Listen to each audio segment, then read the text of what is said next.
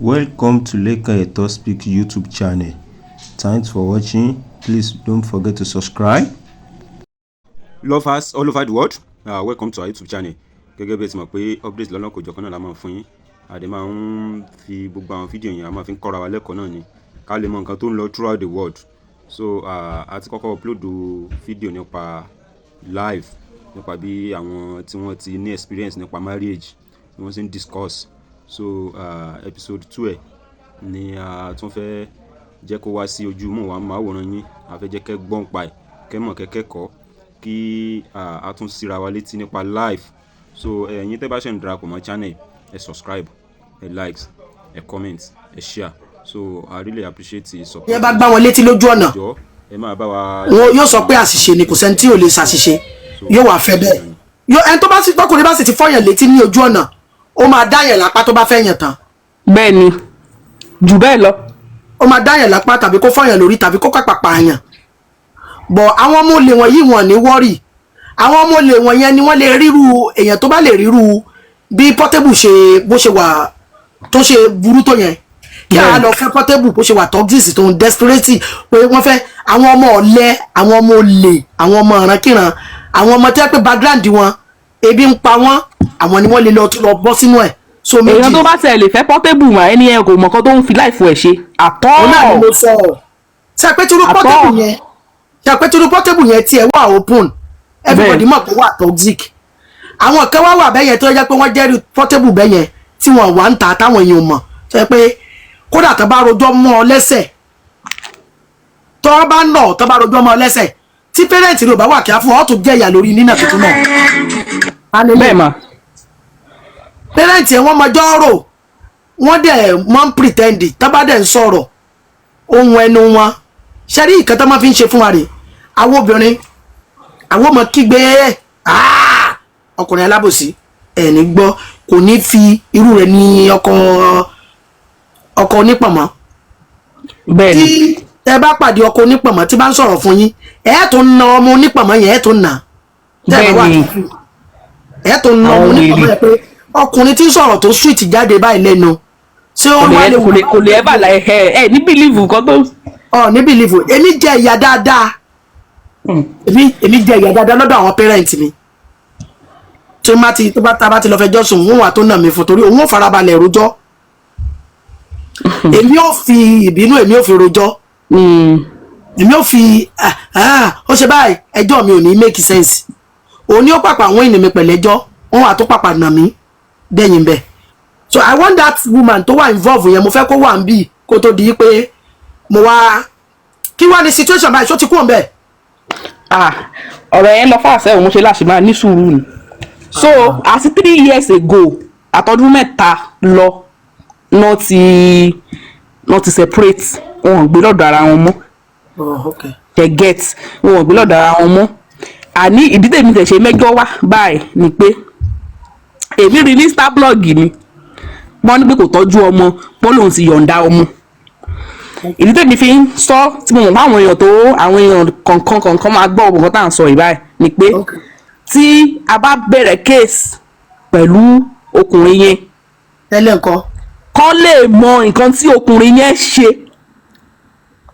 ṣe understand because gbogbo yìí tẹ̀ sọ yẹn ní gbogbo ilé tí mò ń ó ṣẹ̀ ṣì kù ní gbogbo ilé tí mò ń ṣàlàyé fún yín àná mo lọ ṣe nails níbì kan nítorí máa ń ṣe nails mi sórí àgbẹ̀ mo sì rìkọ́ọ̀dù fídíò tó last tó wà lórí page mi mo lọ ṣe nails ńbẹ̀ tí mo ṣe ń parí nails yẹn tí mò ń jáde kúrò ńbẹ̀ mo kàn ní kí n ra provision kékeré fún bébì mi kí n tó máa lọ ni mo rí lady kan tó ń pe mọ́mí ara mo wá òkè ta ló súnmọ́ mi ní àdúgbò yìí ni mo ṣọmọ yìí ni mo wá rí ọmọ tí mo sọ yìí wọ́n young lady bí 24, 5, 6 ṣá lónìí ó ti fine ojú ẹ̀ sí wá yàtọ̀ báwo ni mo ṣe meet ọmọ yìí mà òun náà wà ní abusive relationship kan ni.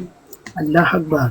Ó wà ní abusive relationship tẹ́lẹ̀ èmi àtẹjọ gbé ní estate kan tẹ́lẹ̀ so ìgbà tí mo rí bí ọkọ ẹ̀ ṣe ń treat ẹ̀ lèmi fúnra mi ni mo pè kó wá ilé ọkọ ò kì í ṣe force tó bá fi pé ibi tó ń gbé kò wà òkè Mark, you are now looking.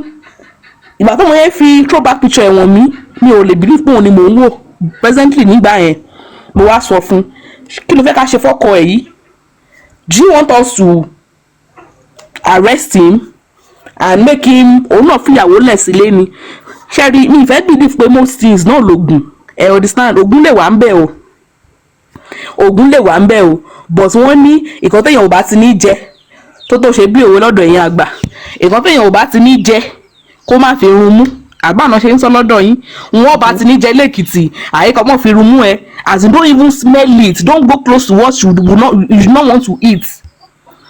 Okay òun náà níyàwó sílé ọkọ ẹni ẹ ó ti fẹ́ gẹ̀ yẹn ó wá tún lọ báyàn kan sùn ta wọ́n rò pé bí ẹni ẹ ti àdó yín sóògbó ẹ̀ bó ṣe mú bó ṣe bí ọwọ́ ẹ̀ mọ̀ lè ó wá gba bọ̀bọ́ yẹn lọ ìyẹn wá bẹ̀rẹ̀ sí ní lu tilé ó fẹ́ lù pa mo wá bèrè lọ́wọ́ ẹ̀ pé ó yọ̀ǹda ilé fún gangan mà ó yọ̀ǹda ilé fún ó kúrò bọ̀bọ́ yẹn kúrò ládó pátápátá ní ìmọ̀lú tó sọ pé ó lọ ń gbé pẹ̀lú new girl pẹ̀lú fresh òbò ó lọ ń gbé ń bẹ́ẹ̀ ó gbàgbé ẹni yẹn kò mo sábà wọn adásí kéèsì yẹn in fact adásí kéèsì yẹn gan mà adásí kéèsì yẹn tí ṣẹ́mọ̀ tí ọwọ́ bá ba èèyàn gbà míì oògùn gan ò ní ṣiṣẹ́ lára ẹ̀ mọ́ bẹ́ẹ̀ ogun jà in fact oògùn á kúrò lára ẹ̀ so ọkọ yẹn fúnra ẹ̀ in fact the gist ọmọ yẹn fún mi lánàá báyìí tó fún I'm so happy to see her yesterday tẹ bá rí bó ti ṣe fáìn padà the gist tọmọ yẹn fún mi lánàá tó ń fún mi lánàá máa. ẹ jọ̀ọ́ ẹ má bínú ẹ hold on ẹ má bínú. okay as ọ̀rọ̀ tẹ́ ń sọ nísìn ẹ ti mix gbogbo ẹ̀ papọ̀ ìyàwó nìkan mi ò bí sẹ́ rárá another story lélẹ́yìn báyìí nísìn ìyẹn tẹ̀ ti tọ́ ọkọ̀ present lady ẹni sùúrù mà ẹ jọ̀ọ́ ẹ mute for a while story tẹ́ ọkọ sọ yẹn mo mọ̀ ń pa ẹ̀ díẹ̀ torí ẹ̀ mo yẹ fi yín láyè kẹ́ ọ̀rá sọ̀rọ̀ but ẹ̀ ń yà lọ sí ibẹ̀ yẹn lọ síbẹ̀ yẹn lẹ́fẹ́ pé lady yẹn kó wá join wa as you can see she's tired already wọ́n kàn fún yín láyè láti wá sókè ni kẹ́ á máa yàwọ́ nu story kan máa yàwọ́ èyí ta fẹ́ treat tẹ́ mú wá gangan ni mo fi òpó yẹ kẹ́ sọ fún wọn kí lady yẹn join wa nǹkan tẹ́ bá dẹ̀ fi òpó wọn fẹ́ ṣe lé lórí òun ló yẹ kẹ́ jẹ́ kán mọ̀ ibi tẹ́ ti fẹ́ kọ́kọ́ mi nìkan tẹ́ fẹ́ kọ́ dá sí gangan and nǹkan tèmi rò bí story yẹn ṣe lọ ni lady ọkọ ẹ̀ propose sóbìnrin mi lọ́rọ̀ fi bọ́ta ọkọ gẹ́ yẹn tí wọ́n nà yẹn ọmọ yẹn propose sẹ́lòmíì òun ni lady yìí ṣe bọ́ta wọ́n ti separate for 3 years kò ṣẹ̀ṣẹ̀ máa ná wọ́n ti separate ẹni tẹ́yìn fẹ́ gbèjà nísìnyí nǹkan tó ń sọ ní nǹkan tó fi bọ́ta ni pé òun ò kọ́kọ́ òun sílẹ̀ àwọn ò separate nígbà wọn kàn separate ni àwọn ò divorce. tẹ́ni tó nà náà ló lóun ò kọ́kọ́. ènìyàn tó nà ọ̀rọ̀ tẹ́yìn sọ yìí ti yàtọ̀ ìgbà tó sọ fún yín nìyẹn. ó sọ pé àwọn separate òun ò ti divorce nǹkan tó ń lọ viral tí mo gbọ́ yẹn mo ti kà nínú kíní gan mo ti kà nínú ìgbà èmi fún mi bá lady yẹn sọ̀rọ̀ lọ́wọ́ báyìí. ẹni sùúrù ó wá gbé gbogbo àwọn evidence yìí bọ́ta àwọn wedding picture wọn ó kó bọ́ta káwọn èèyàn lè mọ̀ ó wá sọ pé kò take responsibilities kò sanwó school ìyẹn fi sọ pé ó fi voice note pé ó ti kọ pé òun ò dá pé òun ti kà àwọn mọ́lẹ̀ sí lọ́wọ́ because ó fẹ́ ṣe another marriage ó ti propose sẹ́lòmíì another marriage òun lẹ́ni yẹn náà ṣe bọ́ta bíi pé kíyà má jẹ́ gbé bóyá máa take responsibility ni mo fi ń pé ó yẹ nǹkan táwọn fẹ́ sọ ni mo ṣe dákẹ́. nǹkan tí mo fẹ́ sọ náà nìyẹn bí tí mo ti ń bọ̀rọ̀ lọ nìyẹn ìdí tí mo fi ń yà ẹ gbọ́dọ̀ lọ lọ yẹn state ó ti rẹ̀ wá sọ̀rọ̀ láti wà ń bí. hold on please Larish mommy and I think I don't know for some reason she has like she said they have a board already that handles all these things. So what exactly does she want with you? You understand? Because you guys have a board where you handle things already. You understand? So I don't know why. Wọ́n work in this way wá síbí báyìí ṣe mọ̀ pé àwọn èèyàn people generally they are quick to judge. Tí ọ̀rọ̀ yẹn bá ń lọ tó ń lọ tí mo dẹ̀ mọ̀ pé ibi ojú abẹ́ ń bì báyìí kò sí nǹkan tí èèyàn gbé wá síbí báyìí tí wọ́n bá yàn sort. It's not our board will take over from tomorrow. I'm just letting her know that we have a case presently. Okay. And I want everyone. Àbígẹ́ yẹn ló ń búlì ààrẹ. Mi gbọ́. Ṣé àwọn èèyàn ń búlì gẹ́ ọ̀yẹn ni? àbí kí ni àwọn èèyàn kí bully wọ́n girl fẹ́? àwọn èèyàn bully girl and táwọn bá dẹ̀ take over case I don't want it to be like we are à ń dá sí nǹkan tí ò kàn wá mo ṣe mo ṣe ń jẹ́ kí gbogbo èèyàn mọ̀ ń bí táwọn èèyàn bá mọ̀ lójú abẹ tó dẹ̀ mọ̀ ní so many other places wọ́n á mọ̀ pé òkè ìjà ààrẹ là ń jà the point of contention now is we don't have business. Sister Ejo, ẹ má bínú torí Ọlọ́run. I believe whatever you are handling a case in your office, in your NGO, it needs to be private. The lives of these people needs to be private. You don't need to publicize. We have asked Kama. The order is not private anymore. Everybody knows about this now. This is not a private matter anymore. It's now a public matter.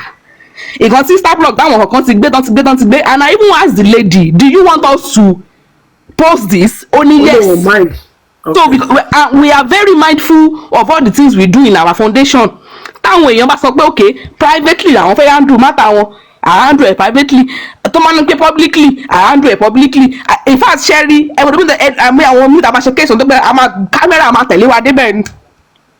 So bẹ́ẹ̀ ni so ìdí tí mo fi wá sí ibà ni pé I want everybody to know pé okay kan báyìí ń ṣẹlẹ̀ and to give followers of Oju Abe the opportunity that if anybody whatsoever bullies them, abuse them in any state in Nigeria, our foundation is all over.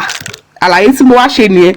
Ìdí tí mo fi rojọ́ tó pọ̀ ni pé agbésùn lẹ́yìn. Tá bá ní èèyàn tábà gan bá ní èèyàn tó jẹ́ pé a fẹ́ kẹ́ bá wa handle ní life. Tó bá ní anybody ọ̀pọ̀ kí full story yẹn kó kọ̀ fẹ́ kí anybody. Kó má jẹ́ orí social media lásán. Tẹ́ pé tá bá nídìí ẹ̀yin náà tẹ́ bá lè help wa fún àwọn tá bá lè handle ní ṣé ká contact yín. Bẹ́ẹ̀ni bí ò dẹ̀ ṣe ẹ̀kan ṣe state wa tí òun ṣe Èkìtì state nìkan. Ẹ̀rí ṣe. And Oju Abe of course and Oju Abe náà eléyìí kọjá foundation mo rí ẹ̀kan tó kọ we self pass foundation. Èmi mo kọ́ àwọn agbọ́n tó dára wá gbé kò sẹ́ni tó náà wá gbọ́n ju foundation lọ yálàyà foundation làwọn tẹ̀ ń wò. So tó dára wá gbé kò sẹ́ni tó sì yà wá. Àlàyé tí mo ní náà yẹn àti bíbáyò àti foundation wa àtOju Abe òmòṣẹ́ nípa máa nídìí wọn. Ẹgbà tí mo bẹ̀rẹ̀ ọ̀rọ̀ mi mo ní a nídìí wọn for social media presence. Get àwọn máa ń dá sí ọ̀rọ̀ bó ṣe yẹ kán dá sí. The little time tí mo ti spend pẹ̀lú wọn mọ̀ pé àwọn ilé ò ṣe ọ máa sọ bó ṣe yẹ kán sọ òmòye fẹ́ kán torí tabalẹ̀ kálẹ̀ fún mi láàyè gẹ́hùn gbọ́n máa mọ̀ bí tó wà ó yẹ kó sì bọ́ ẹni kò fẹ́ I don't know how to put it kò fẹ́ kàn bọ́ta fúnra ẹ̀. Ok kò fẹ́ bọ́ta ni ó fẹ́ bọ́ta bẹ́ẹ̀ kí ló ráyè ní ìbá bọ́ta ìwọ́n wá àwọn èèyàn tí ó bá bọ́ta fún sọ́rí story yẹn ò clear. Lovers all over the world a lérò pé ẹ farabalẹ̀ wo fídíò láti ṣe bẹ̀rẹ̀ tẹ́ bá farabalẹ̀ wo jẹ́ ká mọ opinion tiyín gbogbo àwọn tí wọ́n sọ̀rọ̀ tí wọ́n contribute lórí bí ọkùnrin bó ṣe gbọ́dọ̀ máa treat ìyàwó ẹ̀ and then àwọn ìwà tó yẹ kí ìyàwó náà máa wù sí ọkọ nínú ilé ṣé bẹ́ẹ̀ ló yẹ kó rí àbí bẹ́ẹ̀ kọ́ ẹ jẹ́ ká mọ opinion tiyín lọ́dà comment section and then a máa ń bẹ̀yìn a máa ń rọ̀ yín ẹ̀yin tẹ́ bá ti come across fídíò wa in one way or the other kò sí nínú gbogbo àwọn fídíò tá a ti upload ẹ sáà máa rí kan tó máa ṣe yín láǹfààní ẹ máa rí kan tẹ́ máa kẹ́kọ̀ọ́ ẹ máa rí kan tẹ́ máa kọ́gbọ́n tó yẹ máa wà ń bẹ̀ so ẹ bá wa subscribe and then ẹ likes ẹ comment ẹ share so we love you all thanks for watching.